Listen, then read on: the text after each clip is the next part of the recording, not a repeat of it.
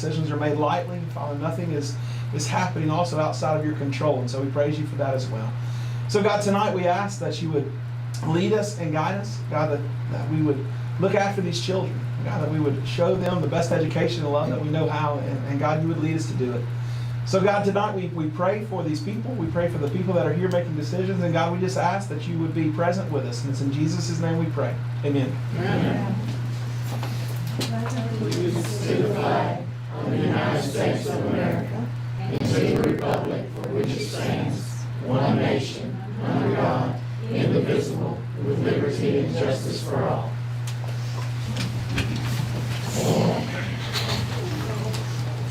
All right, roll call. Randy Rentz. Here. Judith Ann McKee. Melinda Ballard. Here. Darren Glass. Scared but here. Maria Bass. Here. Gary Castle. Here. James King. Here.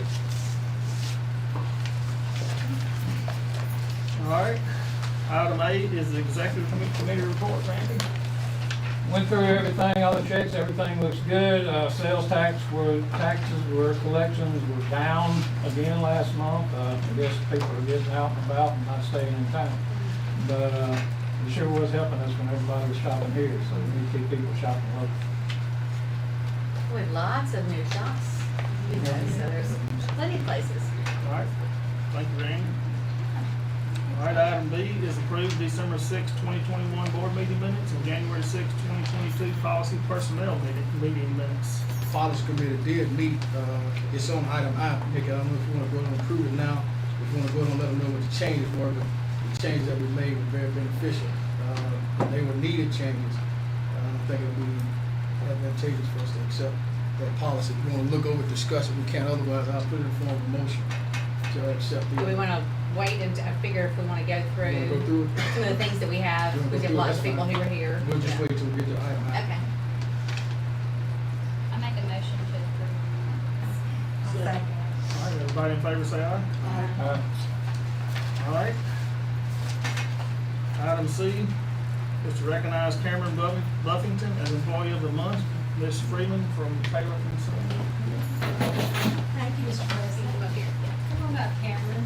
Well, good evening, everyone. I'm Julie Freeman with Taylor & Sons Insurance and Financial Services, and I have the pleasure of bragging on one of your own tonight. I had the opportunity to meet Cameron just a few minutes ago. But Ms. Russell had some things to say about Cameron, and I'm going to share that with you. Cameron Buffington is one of the hardest workers we have. He does not mind doing any duties that are asked of him, even if it goes above and beyond his regular job responsibilities. Cameron takes extreme pride in his job and strives to do the very best that he can do. As a fairly new cafeteria technician, he's caught on quickly and is eager to continue learning. Cameron is a joy to be around and can bring a smile to anyone's face, and I can attest to that just from being around him just a few minutes. He made me make a picture, y'all. I'll have to. We won't share it. He said we had to make a funny picture. We did, didn't we, Kevin? He is truly an asset to the child nutrition program. We are happy to have him on our team. So tonight I present to you your January 2022 Caldwell Parish School Board Employee of the Month, Cameron Buffington, for his dedication and commitment to our community, our schools, and our children. Proudly sponsored by Taylor & Sons Insurance and Financial Services. Mr. Cameron Buffington. That's my son. Congratulations, Cameron. Keep up the Cameron, good work. and we wanted to give you this Caldwell pin that you want to put it on your jacket or in your vehicle, whatever. But we're so proud that you're a part of our team. Here. Hey, Cameron. How old are you? 19. 19. Now, Nick, this is exactly why he should be recognized, because most kids his age or older, they have to leave. They feel like the cafeteria, the janitor's job, and all those other jobs are not worthy of it. So, man, I applaud you for at least trying to stay and do what you're doing. The only issue you got is that you work with all those women. Rub yourself the right way. One being his mom. That's right. Thank you, Mr. President, board members, and superintendent, and we appreciate the opportunity to be part of it. Congratulations again, Cameron. Thank you. All right, Thank you. Item D is Update from the Recreation Board about tennis courts. Bob Frazier is here somewhere, I think. I am here. There he is. Hey, how y'all doing Good. tonight? All right, we talked to Gary the other day, wanted to maybe update y'all on what we're looking at doing over at the Recreation Board. Of course, he called me about tennis courts. Y'all were in desperate need of some tennis courts. As everybody's aware, my girls play tennis there with Coach Shaw, and I know they're in bad shape. It's not a good place to do it, very expensive to do it. So we've been trying to get some money together and develop where our T-ball park is over there. And we have a couple of things that we want to do: tennis court, splash pad, utility field, and walking track. So it's about a $1.8 million project. We feel like we got the funds secured. Talking with the bonding attorney today, we're gonna have to borrow a little money to do it. We've got some money that we've saved up over time, and we've been working with Pan America engineering firm. So we're getting ready to let it go to bid. So we're hoping this is something that's going to occur when we plan things up this year, but hopefully by next year we'll have some tennis courts for y'all. And we definitely hope the high school can utilize them and use them and have tournaments there, whatever they can do, similar to what Winsboro has. Y'all seen that, 4 courts. And I think that would be something I've always wanted to see here. It's a nice set of courts that everybody can use. And they would be lighted too, right? Yes. Yeah. It'll Lighted be courts light. that the high school can play their matches on. I made a little printout for y'all just to see kind of what our initial layout. Well, look at you, Bob Frazier. I'm telling you. Miracle. Oh, yeah.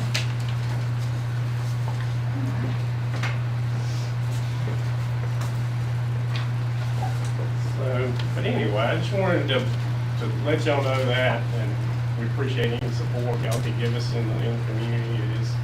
We are going to be using the bond money that we have to pay the loan back, but we have able to save up about $1 million to put into the project ourselves, so we're not breaking the bank or anything. So we They're not think, no. Yeah, We love that, about yeah. 300,000 piece for 2 sets of tennis courts. Right. We like, so it's an expensive project, but not only the tennis courts, but we want to try to give something for everybody in the community to utilize. It don't mean we don't want to still redo the courts at the high school though. We may not do the lights. And that's kind of when we talked about is if that's where we could have games and matches, then at least we could just overlay the ones that we have at the high school so they can practice there. Is that something that would work for y'all? So I think we need to be wise in how we spend our Yeah. money and work together as a community. Yeah, absolutely. So I agree. So if I suited you, I'm sorry I'm late. Since I'm the oldest one on the block, I can't be, have you let bids on these tennis courts? No, we have not done the bids yet. We've got estimates, we've got engaged with the engineering firm, we had to get the money together first, so we're talking with the bonding attorney. They have looked at our financials and feel like we can get the money together, so. Bob, So where we're would the moving forward. location be? Ma'am. Where would the location of the tennis courts be? So, you know where the T-ball field is on the right there? Uh-huh. At the Be ball, right there. across the river. Across the river.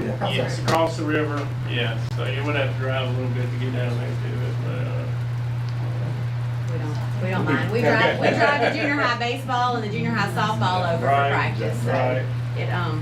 we can make it happen. but, good. Good. Well, I can't wait to see Spartans out there playing tennis. Sounds All good. right. We're good? Thank you so Thank much. y'all. Thank you. Appreciate you. Alright.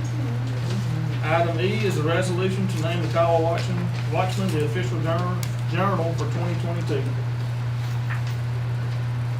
I'll make a motion that we name Caldwell Washington the official journal for 2022. I second it. Alright, all in favor, say aye. Alright, item F is a resolution to appoint the Caldwell Parish School Board President and Vice President for 2022. Y'all okay with staying the same? I'm fine. I make a motion to stand as is. Who's the Yeah, vice it is. president? Randy. I think I'm gonna do G and H. I need to get y'all's picture. Together. Sorry, Committees, F and G? Yeah, everything, F and just G? remain the same. sorry, committees. Everybody okay with the committees we're on? Unless somebody wanna change it, That's because what I was gonna ask. We don't ever meet, why do we need them?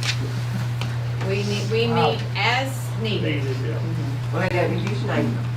Pardon? It's no use naming them. Well, our policy states that we have 4 committees, and so we're following our policy. All right, item H is approve revised walkthrough from pre-recommendation from the personnel committee. That's what Barry was talking Yeah, about. maybe, you can go ahead on and, tell them the specifics on, and, you know, if you need to tell them the changes, it may not be necessary, but what we did accept, is advantageous to the board and accept it. So in your packet, you have this that says old version, and then one that says new. And so the old version that we're using, as of course we have worked with our district strategic plan, and we're going in and we're trying to support our principals and literacy integrationists and assistant principals in being instructional leaders. What we found is that the informal walkthrough report, which is the old version, what it felt like was more of a checklist. And so as they were going in, Kim, you want to speak to that a little bit, I guess? I can. We just felt like it was more perfunctory, just going in and, okay, I got this done. We were doing more of a quantity instead of quality. And we just didn't feel like, as a reflection on our strategic planning and the things that we've discussed, we just felt like we weren't giving the quality feedback to our teachers that they needed to improve practice. And so, I think we can sum it up that it was more of a disadvantage. Then it's more of an advantage now for the Right. teacher and the evaluator. So everybody's basically in the same line. They're gonna be, given the same qualities and features and things like that. So, and they're gonna have input in what's going on. So what we did was kind of added 1 + 1 rather than have a -1 and a +1. So I think the recommendation is a good one. And Nick, I guess it was good on you and Kim and whoever else part for noticing that existed, because when we looked at it, I mean, it was just defunct. It was basically just a checklist, and when we're trying to help our leaders have conversations with teachers that are gonna help them improve their teaching in the classroom. And so the new form actually has a lot more space to look at what is the teacher doing, what is the student doing, and offer suggestions for improvement. It also kind of forces the conversation to take place so that the teacher actually knows how I can improve, or what areas I can reflect on and grow from. So that's where we wanted the new form, but because it's part of the personnel evaluation plan, it needed to go before the board to adopt so that we can begin using it. So I so move. If there are no objections. I second it. You got a second? All right, everybody in favor, say aye.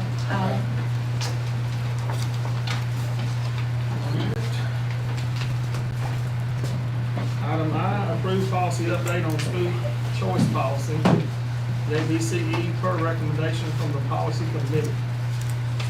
Nick, you can go ahead and again. Again, we tried to make the best decision on this. We looked at several scenarios that could at some point be an issue.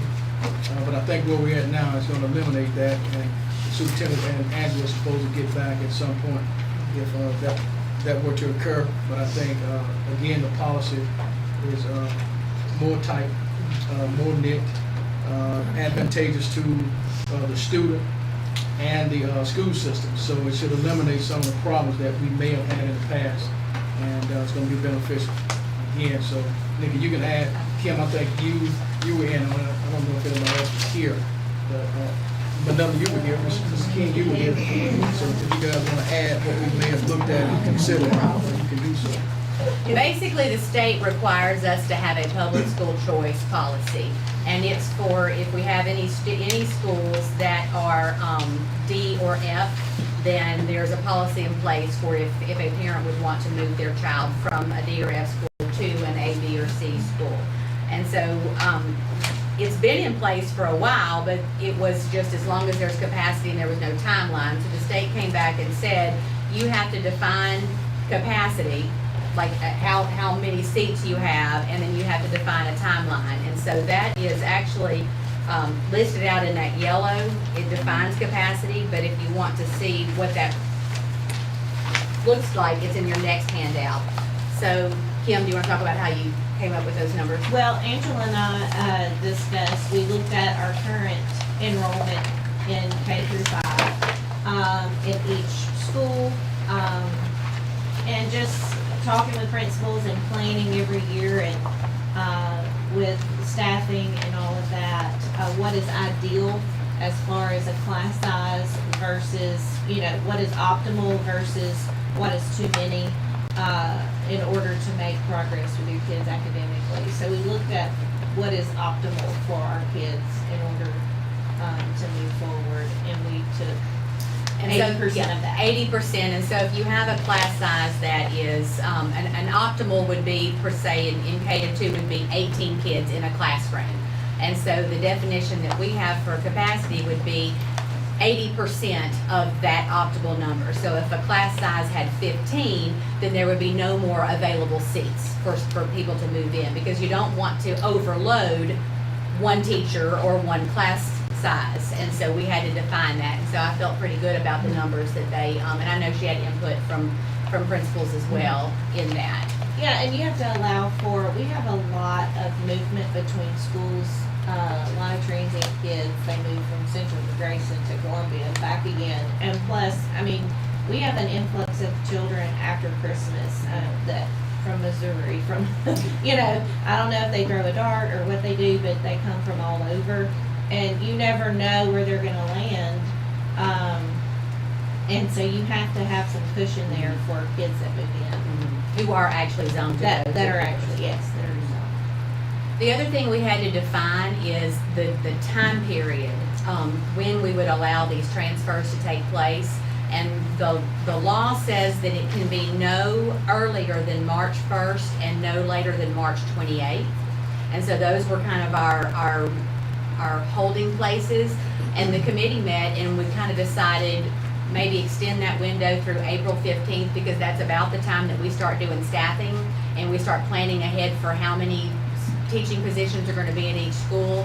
It would kind of count in an Easter holiday in case anything, were to happen there. So y'all have to decide, is the capacity okay like that? And then the transfer request period. And so the recommendation, I believe, is that it be March 1st through April 15th. No objections? I make a motion that the policy be accepted, referred to the full board for vote. All right, we got a motion and a second. Everybody in favor say aye.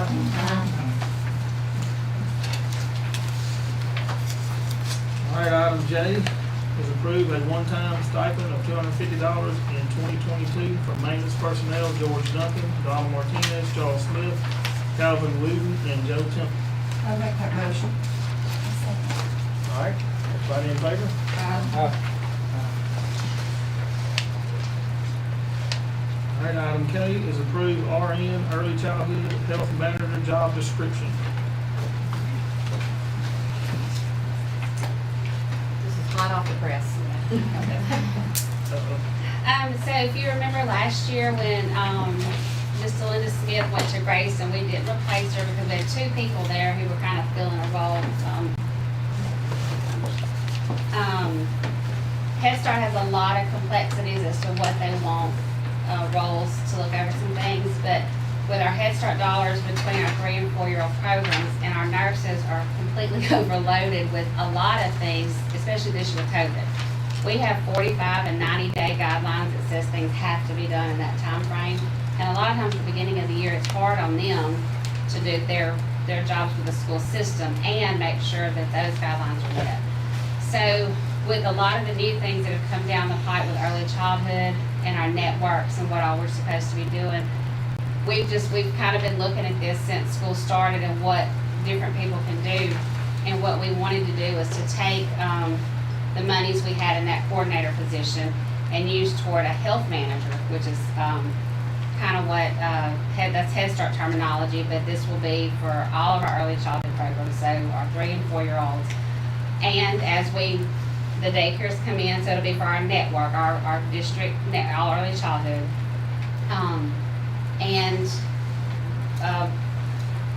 We want it to be, so basically we took the school nurse job description And the only thing we did was change the title to call them an early childhood health and safety manager. And their location would be strictly between Kelly Early Childhood and the pre-K. And we added on qualifications.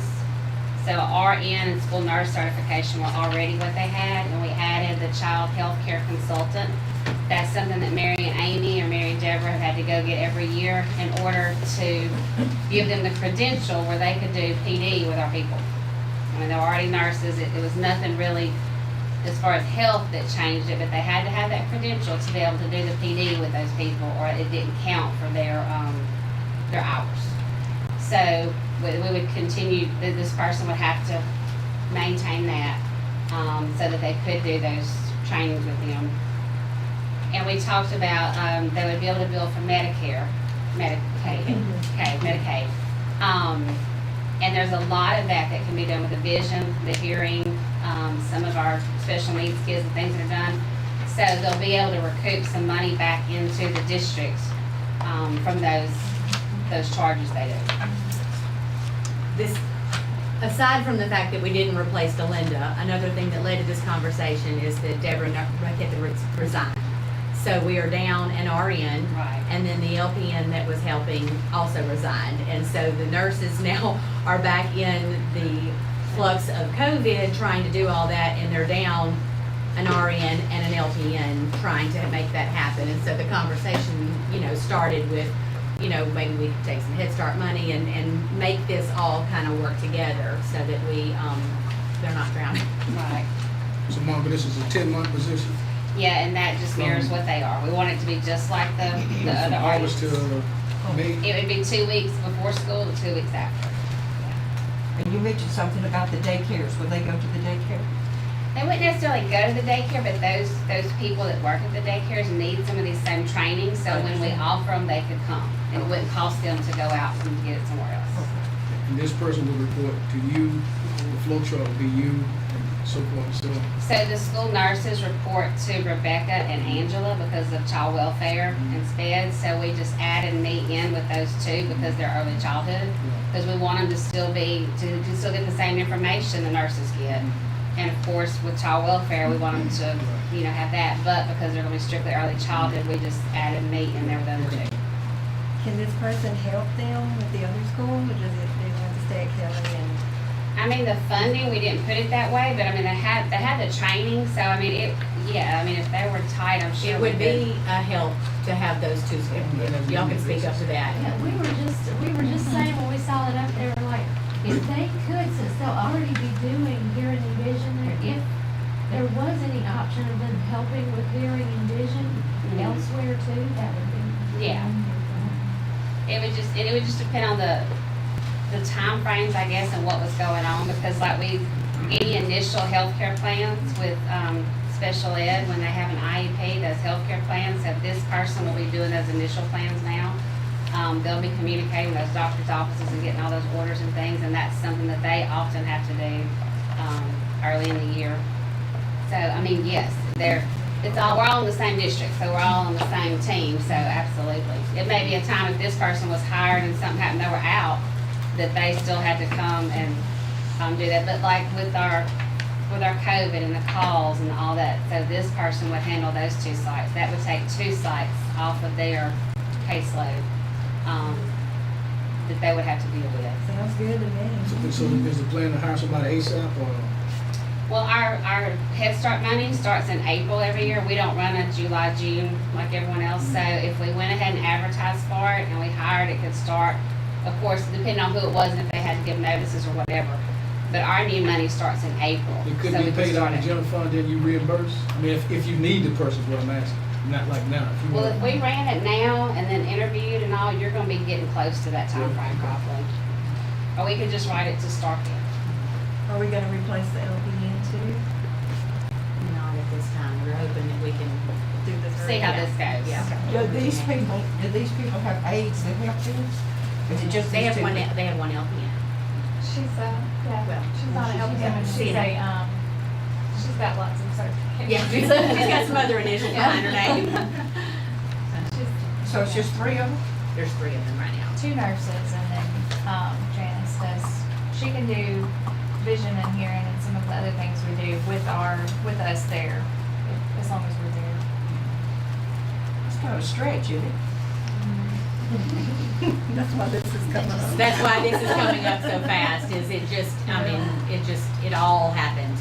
Yeah, Deborah resigned, and we were just talking about it. It just kind of all just in us talking. You know, what if we used that position we had, and kind of took on some of that health, needs, because they have a lot of health stuff they have to do with those 3s and 4s and document it in our system, and our assistants separate from J Campus. And then a lot of our SPED babies, I mean, they come in with so many health needs, and so it's kind of leaving those teachers not hanging. They know, but they don't have the training immediately.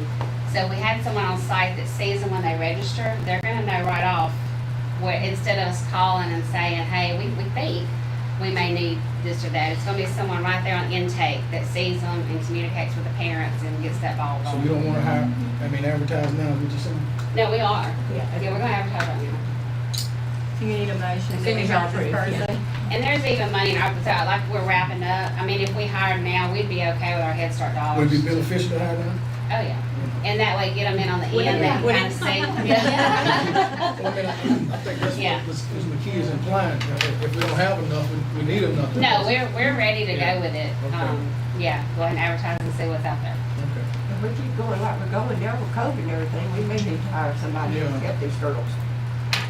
They can do something, they'll be, add to the Right, top. even if it's on a stipend basis, because I mean, I'm almost certain, before I go further, I see David just sitting there, he ain't said a word. When you come here, he just kind of tense up. What I guess what I'm asking is that, do you guys need help?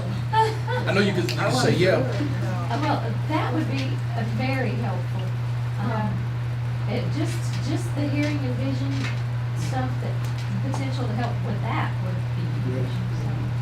Sometimes those little ones, they come to do the hearing and vision, and they look out, they don't do anything, so then they have to come back, and so that's taking time going, and If somebody they're used to being there, then they'll be more responsive. true, yeah. Well, I'm almost certain they do, you'll make sure they have. If they They need need, help. you'll make sure. Oh, they have. absolutely.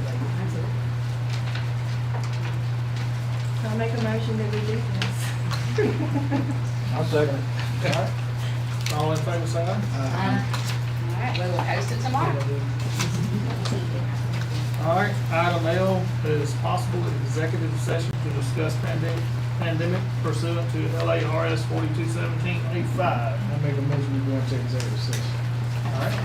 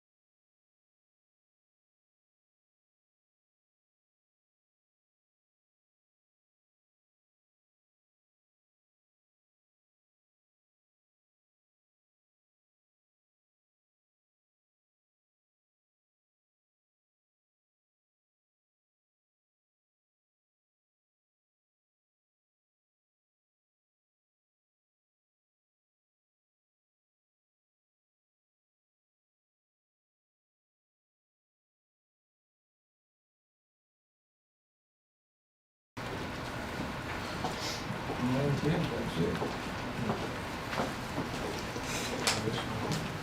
I'm sorry. Oh, you got it. It feels so good.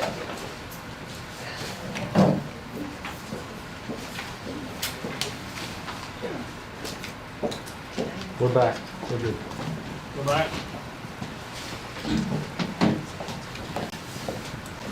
You guys are hanging around. Are we good? Mike? Yeah. Okay. Gary, under the, Emergency Act, powers. Trying to sound on the word. Or were you gonna, I have a letter written, if y'all were to, well, I'm trying to prevent me having to vote on it when I don't think I should have to vote. But if you got some good on ready, okay. So, the letter that I have written if y'all decide to do this, is that due to the increasing number in positive COVID-19 cases in Caldwell Parish and the large number of students and employees who have been identified as close contacts and quarantined from school, the Caldwell Parish School Board will implement the following policies effective on the start date, which y'all determine. That we would reinstitute the mask mandate for all K-12 students and all Caldwell Parish School Board employees until the date that y'all decide. And then we would implement the parent choice option for quarantine, which allows them to make the decision about whether their student is to be quarantined or not if they're identified as a close contact. And the only way we could do that is to put the mask on there. Yeah, you do. You can't have. And that way we get kids back to school, Yeah. just so everybody understands. So, yeah, in order to keep our schools open, we need to go back to the parent choice. Right. Right. And that being said, I make a motion that we go and start this Tuesday, what? January the January- 18th. What? January the January 18th. 18th, and return back to, if at all possible, on February 4th, Or if numbers improve before. or if numbers improve before that.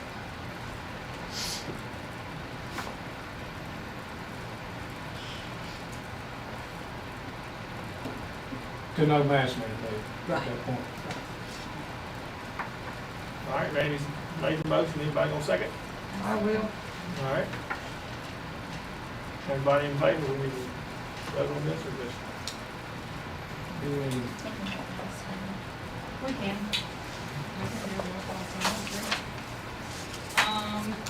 Mr. Reedy, Yes. Ms. McKee, Yes. Mrs. Ballard, Yes. Mr. Glass, abstain. Ms. Bass. Yes. Mr. Castles, Yes. Mr. King. Yes.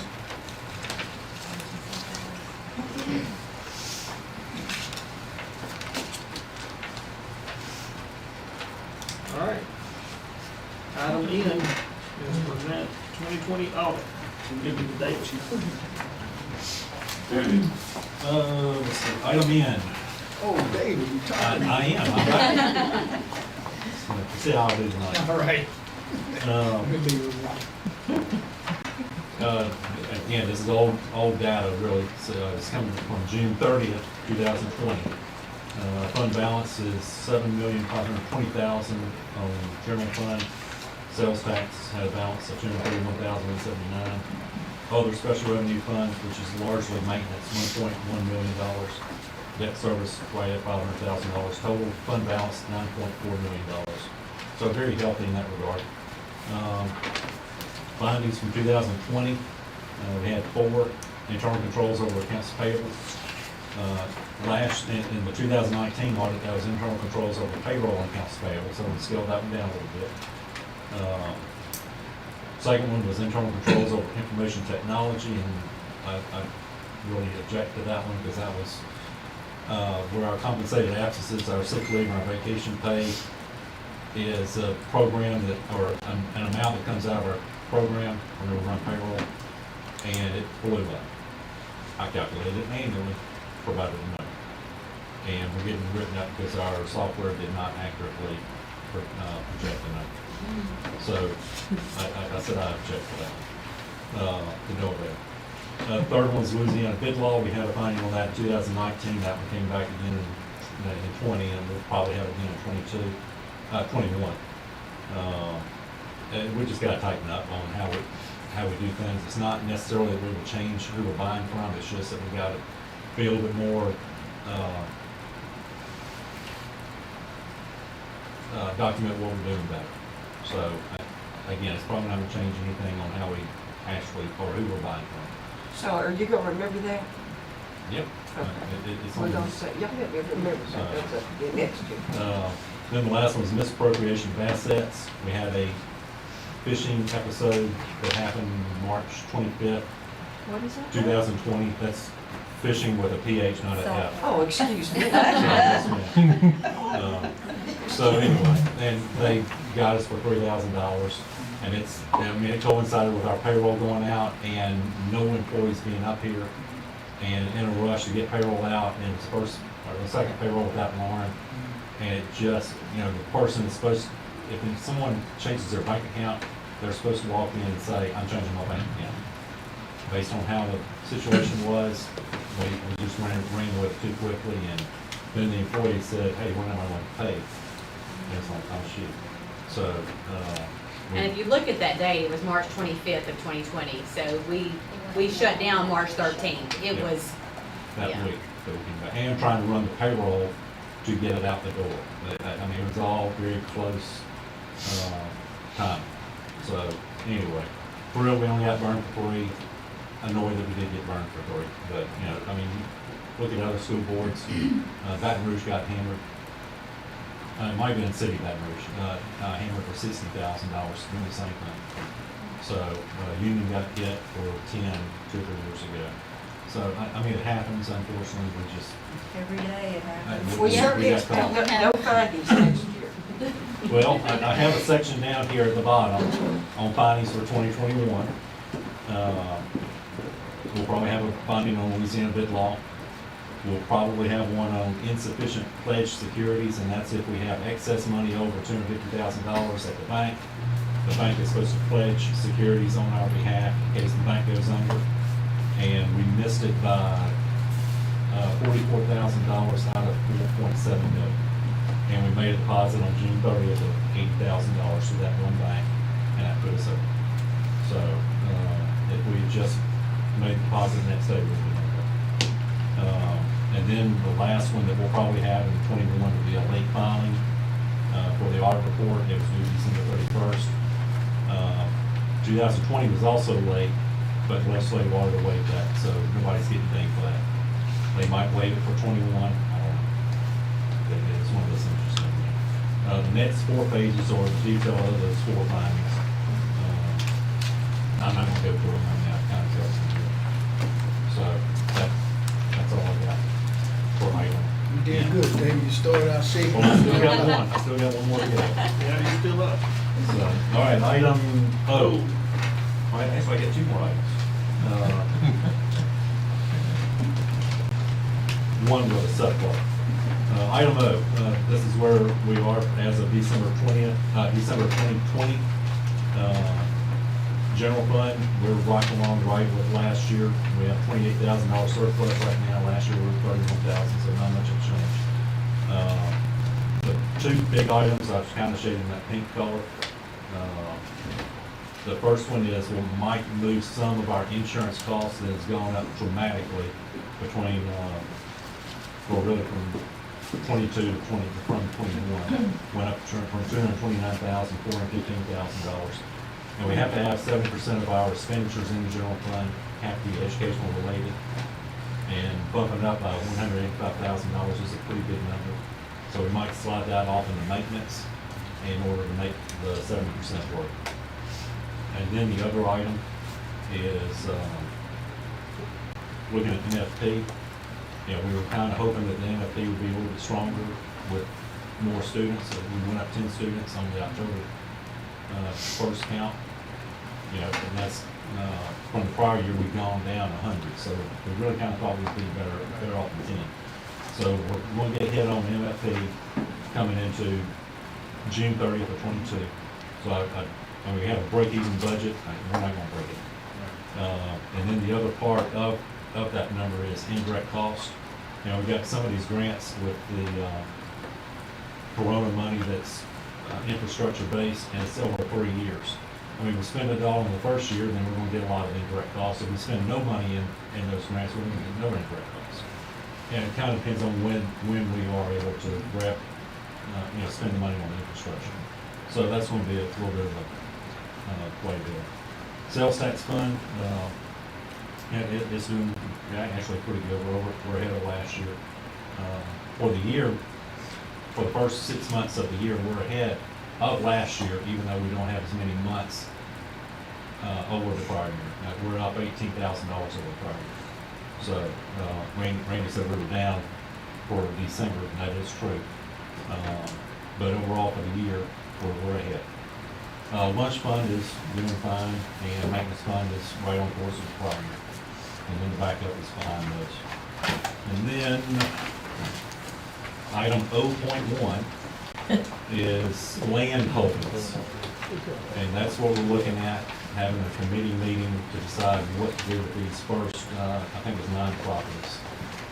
And a lot of these, I really don't know what any of the properties are, except for the school sites. So I don't know any background on them or anything, and that's where the committee comes in, and they can lend a little bit of guidance as far as whether we really want to sell or not. So anyway, I'm up for the committee, and that would be Maria, James Ken, and Randy. Building ground, So is that building ground? Yes. Building, land, and grounds, Right. right? So So do y'all want to set a date to meet with David on that?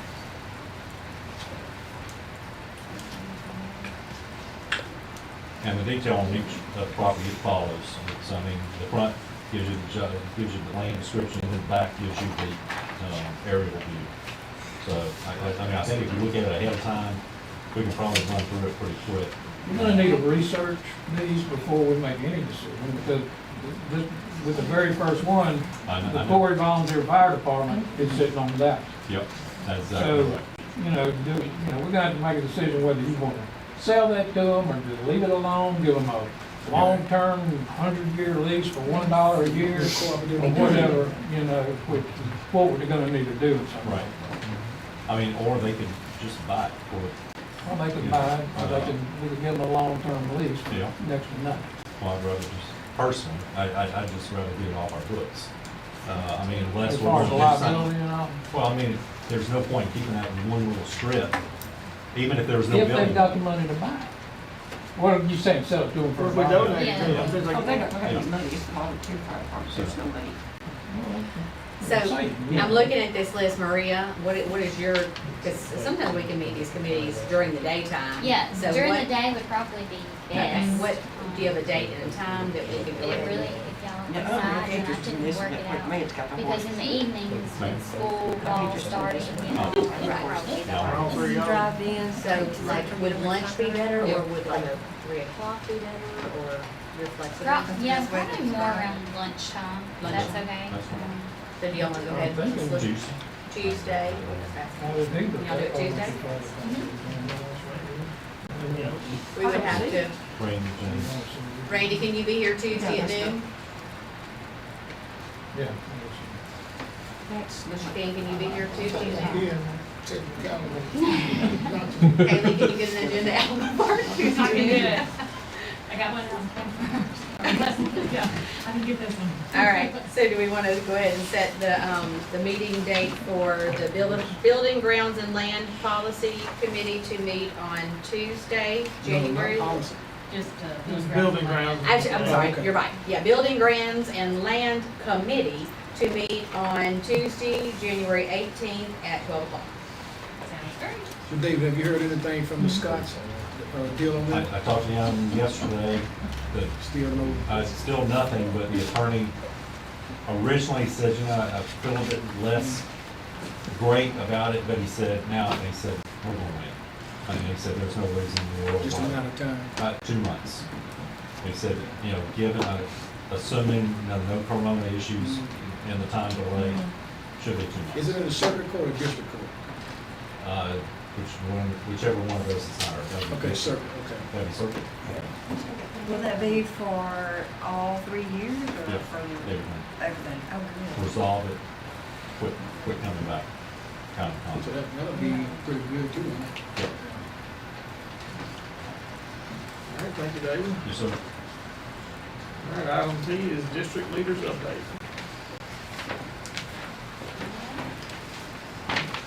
Who wants to start? Would you? Oh, Monica, you always start. Yeah. I brought a copy if y'all want it, but you don't have to. The, Louisiana was part of a 24-state suit, and now Texas makes 25 that filed suit against the Office of Head Start. So the mask and the vaccine right now are off the table for our Head Start personnel. It could come back. They're saying that it will, OHS has not done anything yet, but it will go to the Supreme Court or appellate court. It'll be something, another ruling will come. If it does, it could be just like when the final rule started, and it could say tomorrow, everyone must be masked and vaccinated. And if that's the case, there's one employee down there that's not. So she knows that. She knows that she was riding it out till the end of January, so we'll just deal with it if we have to. But, 25 states, that's a lot. So they may just let it go, but now the other states are having to do it. So that, you would think if this many fought it that they would change it, and they could. I don't know. But, as of right now, that's off the table for the kids. And now it could come back Tuesday, but not by federal law or whatever. So we're up to 59 students down at Kelly. We have 7 in that new class we created with some more coming in. So we're really excited. They got started the week we came back from Christmas. So an excited group of little kids and a new teacher and para. We started them out slow, and they're eating in the classroom and just gradually getting into it because, of course, the others are so far ahead of them. 104 kids at pre-K, and we've had a lot of new enrollment, even one from Spain, Miss Redden. Miss Redden's grandkids came back, so I think that was in several schools. But we were excited to have them, so we are participating in a pilot. We got tickled today. Nikki had called me, and I was on a mental health call. And so they knew I was on a mental health call. I think they thought I was on a mental health call. And so they were scared to tell her what I was, they didn't know what to tell her. And I said, it wasn't for me. I said, it's a pilot we're in. I said, it's a pilot we're in. It was a group of Head Start directors they invited to. It's Starling. But it is something we'll be able to use with our employees. And it's really good if they'll take the time to listen. It's cognitive behavior therapy. It makes you think about what you're doing. It's just short videos, and they answer a couple of questions. And it can be done in a group, or it can be done individual. But after we get through the pilot, then they're going to release it out to early childhood programs. So I don't know if it's something we could do but it's something they're going to put out to us. So I think we do. huh? But yeah. Well, that's why it's such about your breathing, and so it's telling you to breathe in. I don't have time for this. I can't do the breathing. But we're really excited about it and hope that, some of the employees, they really have been hit hard with their own kids, the kids at school. And it's like as soon as you come back and think you got a break, someone else has it and you're sitting back home. So it's been hard on them. They didn't have the days to start with, so it's been stressful. But everything's going really well. Really good. It's stressful now sitting by my lunch. I don't know how many times I want to leave. I see a lot of people all the time there, and I'm sorry. Should told me before I came in. I'll get away from you. All right, Kim, you want to go next? I don't have anything, that we haven't already discussed, and our teachers are amazing. Teachers and paras, there's not a para in this district that hadn't been in a classroom or anywhere else in the building. Everybody is just taking over and pinch hitting, and everything's running smooth. There's a lot of great instruction going on despite all of this, so they're trucking forward and they're great. So, thank you. Ralph? Okay, our high school boot camp that we did back in October, if y'all will remember, we finally gotten our reports, student reports back from the October ACT test and then also the December ACT test. Actually got updated today in J Campus, and I crunched the numbers, apples to apples, kids that had a previous ACT test versus how they did after they went through the boot camp. They take anyway, it scored composite score and then the individual categories, English, science, reading, and math. So anyway, we had 55% improvement of those scores overall, 20% maintained what they had done previously, and 25% decline. So 55% improvement, or you can look at it 75% either maintained or went up. So that being said, we're moving forward. We think, or I think, we have proof of concept that this system works that we use. So on March the 1st at the high school, we're going to take our juniors, which all of them take it, and then the seniors that are opting in to take the ACT test on March the 8th. All those kids will go through the boot camp. So instead of being on a Monday and being voluntary, we're going to have all of our kids that, you know, are willing to go through it, and that way we think we're going to get the bump.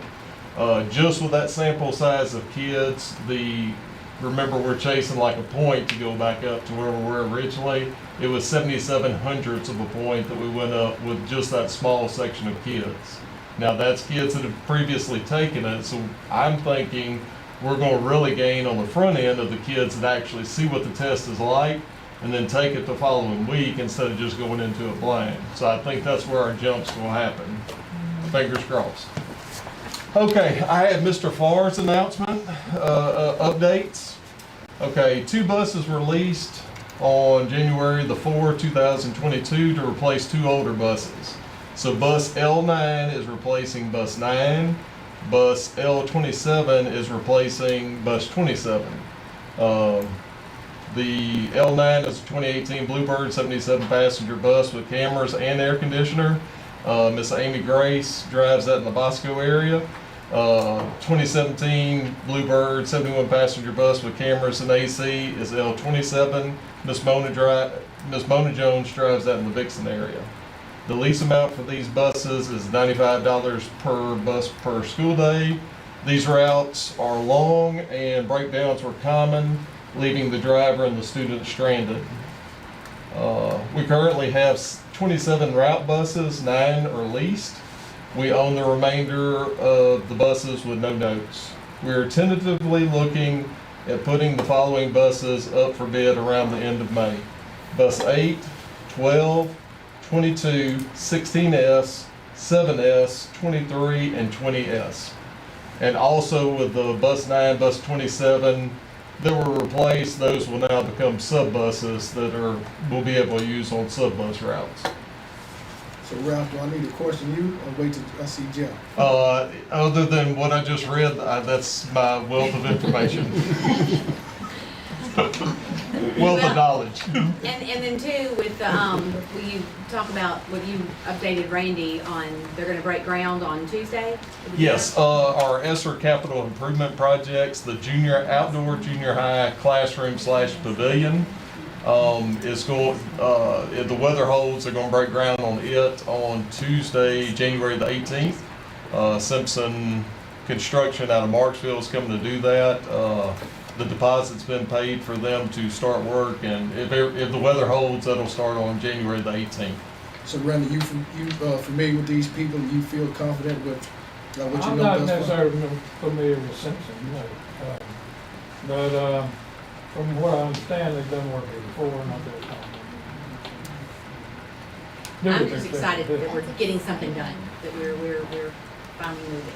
You may tell them about the playground side Yeah, goes too? yeah. Okay. The playground equipment at the 3 elementary schools has been ordered. The purchase order went out on those back first week of December. It's going to take about 3 to 4 months for the equipment to come in, and the company out of Baytown, Texas, anyway, somewhere around Houston, just outside of Houston. They have 3 different crews that could come out and put them in simultaneously. So it's not one build going on at but anyway, they're all going up at the same time. And then the side goals for the high school gymnasium, the purchase order's been sent out to the company out of Baton Rouge, and that's a turnkey job. They'll bring the goals with them, install them and everything, and that should take place before March the 15th. All right, thank you. Mike? Well, technology unfortunately is not moving along as quickly as the playground equipment. We're still waiting, as we said today, from a boat from China to get our equipment in. All the technology that will be put in to benefit both the high school and Columbia, we're still waiting on that equipment. The only other thing we're looking at doing is updating some of our policy, making recommendations to the policy committee about some of the technology in the classroom. It's come up on Louisiana Tech Leaders Board about some of this new technology equipment like Alexas and the Echoes, the little dots. They are voice activated and therefore they're constantly listening for voices. And we don't want any kind of security issues with students' names or students' privacy going on. So we want to make sure we update our policy from use of VCRs in the classroom to a more updated technology usage. So yes. Do we need a policy meeting, committee meeting on that? We do. Do y'all have something in place that we could look at? Do you have some We from don't other yet, districts? but if you let us know, we will get it done. When, is there a time that our policy committee can meet? When, how long do you need? Day or two, Okay, so we should be good by. all right, so Melinda? You want to just contact us whenever they get it ready? You want to do that? That's fine. Baron, is that good with you? Christine? Middle of the day or 3 o'clock, 4 o'clock? 4 o'clock we do. Thank you. Okay. All right. Sandra? Well, we've gotten off to a good start. I had told y'all a couple of months ago, I think, that we would be having a lot of personnel changes, and we have.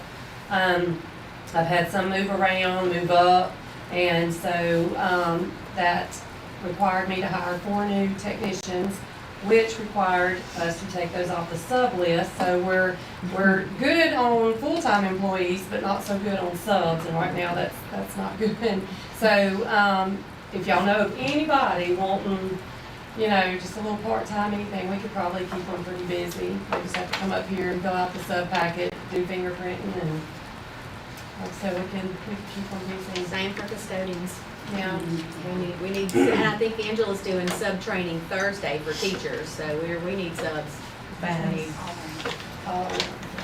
need subs to hire or We need custodians that we need to hire? We need custodians to hire. That's what I'm saying, we're Yes. short on. We are, we're short We're down custodians. to 1 at the high school, 1 out of 4 at the high school.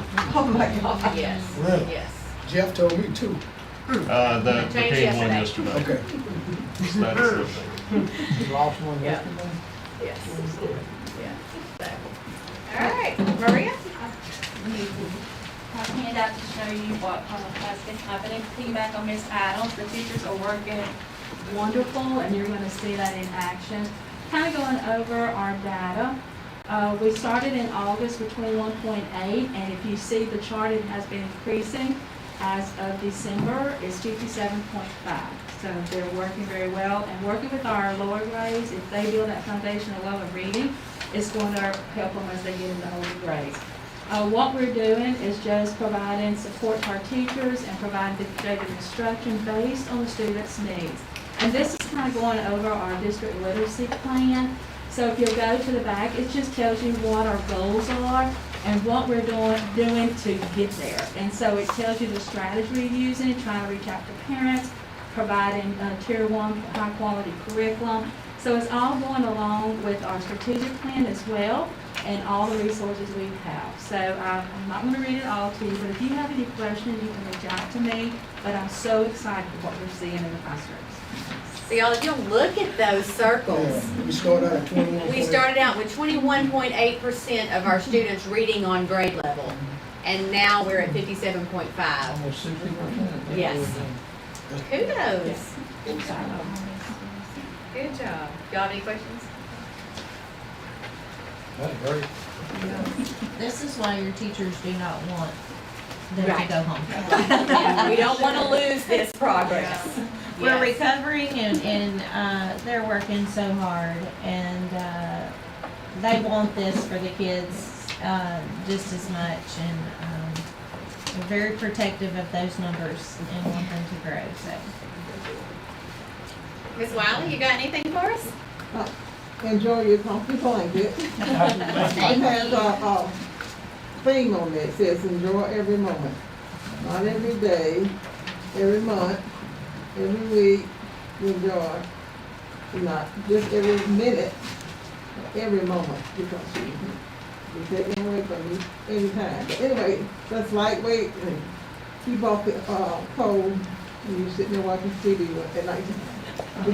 If you're accepting that with the husband and wife gonna take it from you. Take it from them. Thank you, Ms. Wiley. You're welcome. Get everybody? One quick thing, y'all, I do have an update on what's been done as far as these projects. Friday when we met, we were right where we were before we were there for the holidays, but things have picked up in the past week. So we do have an update on it, so I'll be getting it. It sounds like it's moving along with what all he's saying. It's hard work. Yeah. We get there. Item Q is the superintendent's update. All right. Report. All right, so, I sent you all a text about the strategic biofuels, meeting that's on Monday. It's at the Shepherd's at 7 o'clock, and, it's for the education community. They're having another meeting on Tuesday for, a different group of people, but I encourage you to come and listen to what is coming to Caldwell Parish. It is super exciting as far as the industry and the jobs that are going to be available, but us trying to make sure that we have everything lined out for our students to be prepared for these jobs should they want to stay. I think it's very important that we have an obligation to provide a workforce, and there are so many jobs that are going to be different jobs. I mean, every level of jobs, and so I'd love for you to hear that. Also going to be there is the engineer from Hatch, which is the company from Canada that is engineering this project, and they are going to make a considerable donation to start up a STEM program in our schools. And so they're supposed to be there to present a check, and so we're very excited. I have no idea how much money, but but we had that we had last week where they talked with the junior high and high school students about starting up a robotics club. So we are very excited about that. But if you have an RSVP, just text me so I can kind of get a head count on that.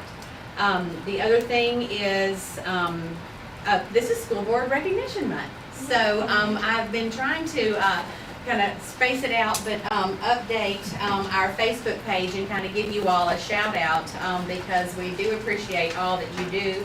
And so we have certificates that Haley is going to give you along with a Caldwell pin to each one of you.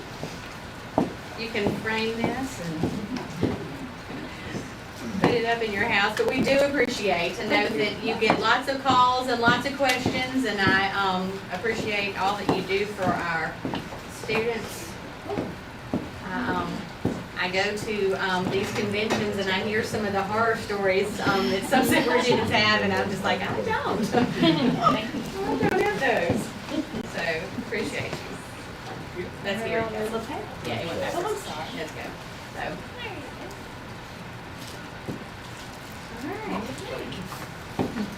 So stay tuned for the whole month of January. I have it planned to go out every Tuesday and Thursday so that we can kind of keep it keep up the whole month. And that's all I have. I'm sure Kaylee. I have the conference. I've already texted you guys about the conference, but I will need to go ahead and kind of start making reservations for the hotel probably next week, if not tomorrow. But it's March 6th through 8th. I've gotten responses from mostly everybody. If anybody changes their mind and does want to go, just let me know so I can register you. March 6th through 8th in Baton Rouge. I'm thinking it's at the Crown Plaza, so we'll try to get reservations there first. And if not, then it'll spill over to the Embassy Suites. So, just let me know. I've already registered, I think. Gary. Yes. Ms. Wilder, I've watched you from kindergarten, being my teacher, to being an adult. I just want you to know that I have watched you struggle and beat the odds. And I'm just proud to see you here. There was not a meeting that you missed when you were able to come. And I think people can learn from your tenacious personality. You're not just a personal friend. You've always given the good advice. You've always been honest and fair. And I just don't think that you recognize enough, not in here, but just in general, to struggle and beat what you've beaten, to see you go to Hawaii, enjoy your kids, to be able to see them grow, lose your husband. We've talked, but you're still toiling on. And I just think it's noted that you know that there are people that look at you, whether they tell you or not, and are proud of what you have done and what you continue to do. And you're almost at 50 years. That's a long time to work for anybody. But keep doing what you're doing, and just enjoy life. And I'm proud of it. And she didn't ask me to say it. I just felt like I had to say it. Well, I gave it, big little blanket too here. I didn't get And one. I we got one. And I came to work one day, there's a card on my desk. And it meant so much, sitting to us, another person notes on the blankets, they had received the blanket, and they sitting there, thank you card, and that really meant a lot, I don't want gift back, I like to give, but that, words of, thankfulness, I really made me feel good. I don't know, who did you do that, Nikki? I did not. I signed it, but it wasn't my idea. But, I'm a big here. We wanna know whose idea it was? He's the quiet man in the world. David. It was David. Oh, I love you, David. You're my new favorite. Because I was gifted, but I never got, that meant so much. It really touched my heart. And my wife didn't even buy the card. And they wrote, not just their name, they wrote a little message on their card, and I was sitting there trying to figure out Jeff Forrest's writing. But thank you all for the thank you card. That really been. Well, we appreciate you, Ms. Wiley. You are always such a good gift giver. So thoughtful. Very thoughtful, always thinking of others. Since you like to give $100 each one of us going out the door when we leave. Since you like to give. Do I hear a motion to adjourn?